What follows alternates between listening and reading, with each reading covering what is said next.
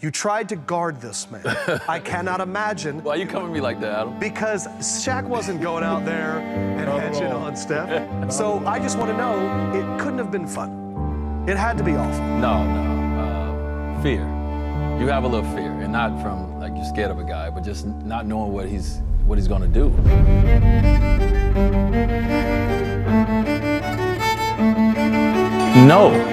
No, that's not a good shot. And it's like for Steph, that is a perfect shot. And so what I love about Steph is obviously all the highlights we see for him coming down shooting these 50-footers. But what I love about him is his ability to get the ball up, the ability to play off the ball, his ability to pass the ball with both hands, and also his ability to go in there and, like we talked about, he's a great finisher. People don't give him credit because we see the half-court shots that he made, but he's a great finisher with both hands. He take contact well. So, I mean, this guy's phenomenal.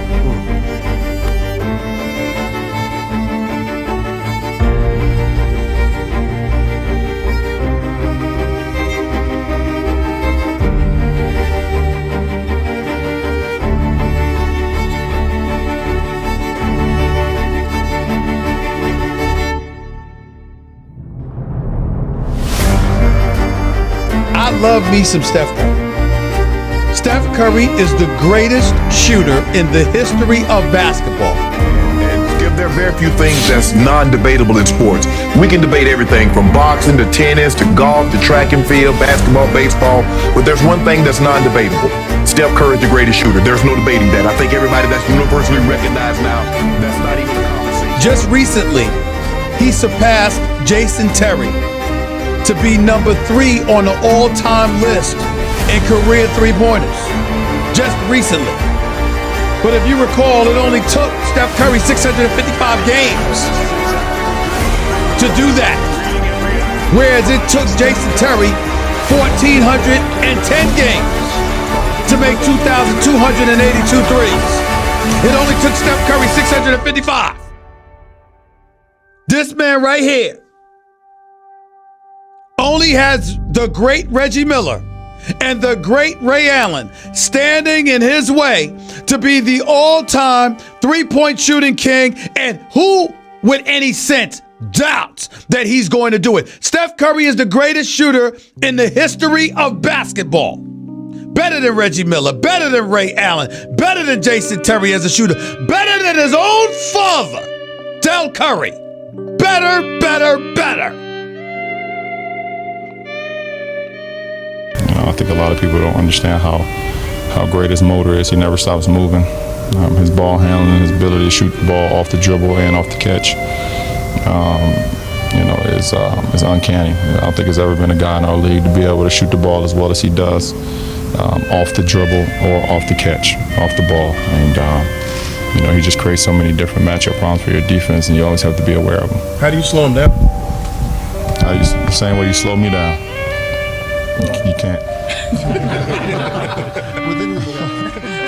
That guy can shoot, but I think he's putting that over the last couple of years, and especially what he's gone through this year, the way he's shooting the ball, I think we can put that to bed now. Skip, and I get it.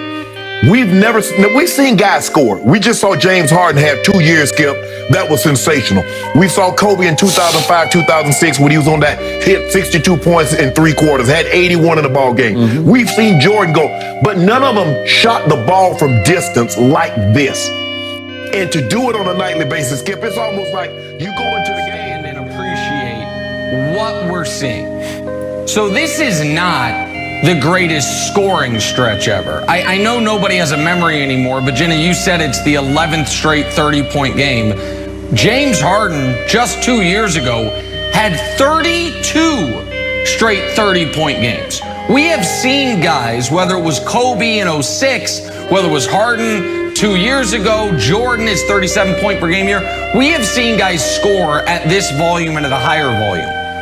What we are seeing is not only the greatest shooter ever, but the greatest shooter ever having his greatest shooting stretch ever.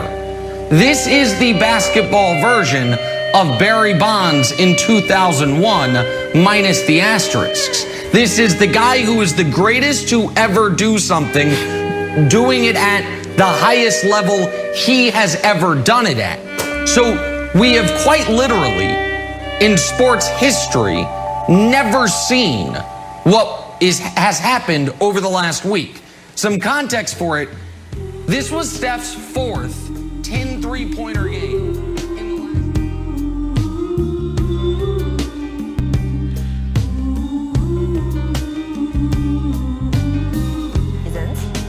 Scotty, that's remarkable, first of all.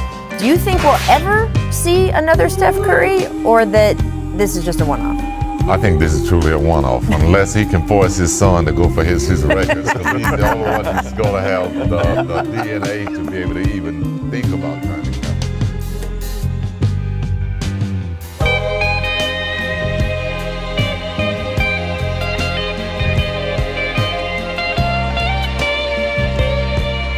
To be the most motivated.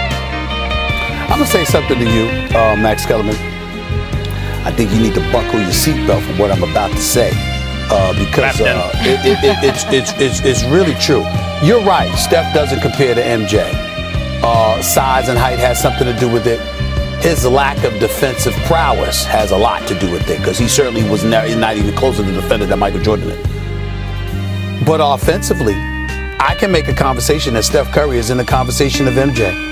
We have never seen a shooter this phenomenal, ever. And let's understand. No, he didn't have the aerial assault. He didn't have the aerial arsenal that Michael Jordan had.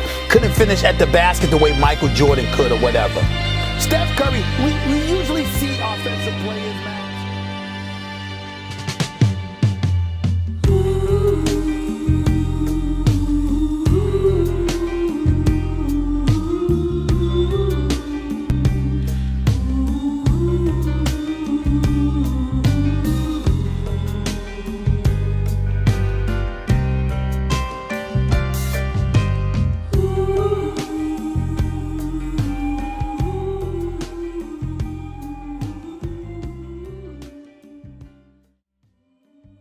Kobe, what do you think of when you watch Steph Curry?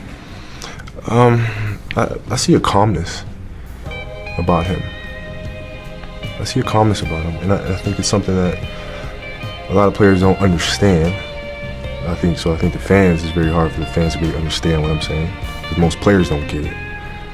But there's a serious calmness about him, which is extremely deadly, right? Because he's not up, he's not down, he's not contemplating what just happened before or worrying about what's to come next. He's just there. And when a player has the skills and has trained himself to have the skills to be able to shoot, dribble, left, right, etc., and then you mix that with this calmness and poise, then you have a serious, serious problem on your hands. And so when I watch him play, that's what I see.